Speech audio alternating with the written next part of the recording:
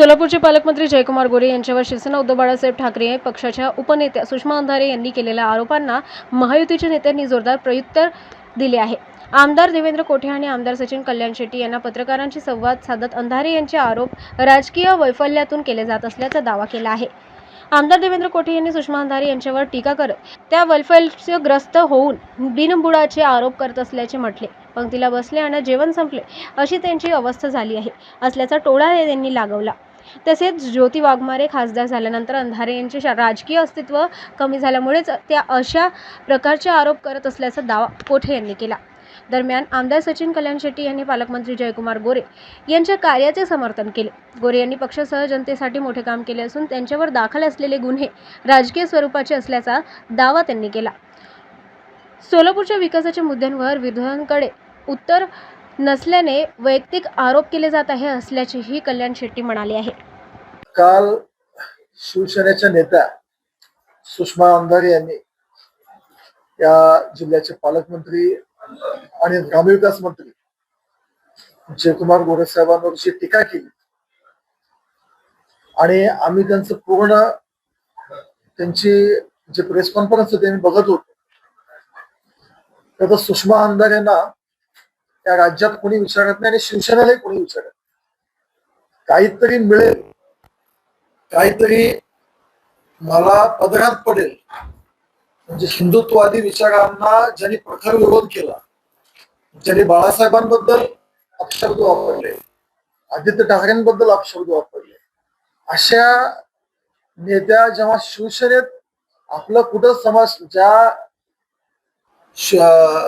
क्षेत्रात काम करत होते, आपलं कुठं काही निभावं लागत नाही, शिवसेनेत जाऊन काहीतरी होईल ह्या आशेने ते शिवसेनेत गेल्या आणि त्यांची अवस्था अशी झाली की जेवणाच्या पंक्तीला बसलेले वरण त्या गेल्या आणि त्यांना काहीच हाताला नाही लागलं आणि त्यांचं पायगुण असं होतं त्या सेनेत गेले आणि सेनेचंही अस्तित्व जवळपास ते प्रेस कॉन्फरन्स घेतले।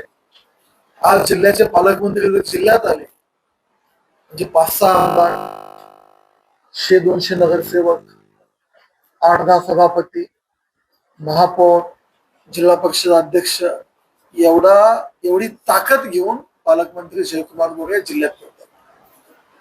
अंधारे आले, त्यांच्या मागे एक ग्रामपंचायत सदस्य, सरपंच सुद्धा कुठं दिसला आणि ज्यावेळी राजकारणात स्वतःची मुंबई महापालिकेत आजपर्यंत तुम्ही काय काय केलं तुमच्या पक्षाने वगैरे काय ह्याची यादी बसून जातो, पण आम्ही व्यक्तिगत टीका टिप्पणी न जाता विकासाच्या मुद्द्यावर राजकारण होतो आणि असे कुणी म्हणजे संजय राऊत टीका केले, त्याच्यानंतर अंधारे टीका केले, त्याचा अर्थ एकच आहे की जयकुमार गोरे हे विरोधकांना टोचा लागले, त्यांचं कर्तृत्व टोचा लागलंय।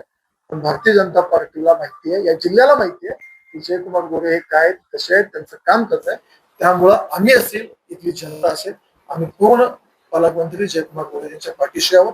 त्यामुळे अंधाऱ्यांसारखे राऊतांसारखे असे कितीही आले आणि किती गेले तर ह्यांच्या बोलण्याकडे लक्ष न देता आम्ही आमच्या विकास केंद्र जे कामं केलेले आहेत आणि जे करणार आहोत हे जनतेपुढे ठेवून आम्ही काम करणार आहोत। कर्तृत्वाने आपली कार्यपद्धती सिद्ध केली पाहिजे। त्यांचं स्वतःच कुठलंही कर्तृत्व दाखवता येत नाहीये, सिद्ध करता येत नाही। शेजारी एखादा ग्रामपंचायती सदस्य सुद्धा ज्याला बूथवरती किमान 100 मतं पडलेत अशी लोक यांच्या बाजूला बसायला नसल्यामुळं आज ही लोक फक्त ज्यांचं कर्तृत्व मोठं आहे त्या लोकांवरती असे आरोप करून व्यक्ती चरित्रावरती बोलण्याचं काम करतात। आपल्याला कल्पना आहे एखाद्या माणसाला ज्यावेळेस विकासातनं किंवा कामातनं थांबवता येत नाही त्यावेळेस माणूस शेवटच्या वेळेस हा व्यक्तिगत टीकेवरती येत असतो।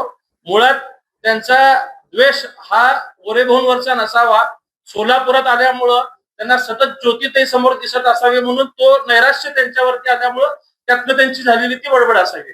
दादा ते असं म्हणताय की भाजपच्याच काही नाराज लोकांनी जे आहे की त्यांना हे सगळ्या गोष्टी नाराजगड भाजपमध्ये आहे असं त्यांचं म्हणणं आहे। भाजपमध्ये कोणी नाराज असण्याचं कारण नाही। भाजपचा मतदार, भाजपचा कार्यकर्ता हा पक्षासोबत असतो। त्यामुळं कालच्या सगळ्या निवडणुकीत भाजप एकतर्फी निवडणूक जिंकलेली आहे। त्यांच्याकडे कोणी कार्यकर्ताच नाहीये, त्यामुळं त्यांना दुसऱ्या पक्षाच्या कदाचित लोकांना मग असं भेटायला बोलायला वेळ मिळत असावा। ज्याला आपल्या पक्षाचे कार्यकर्ते असतील तो आपल्या पक्षाच्या कार्यकर्त्याशी बोलत बसेल नाही करून। सोलापूरला येऊन जर दुसऱ्या पक्षाची भेटत असेल असं तेच म्हणत असतील म्हणजे स्वतःच पक्ष उरलं नाही त्यांच्याकडे।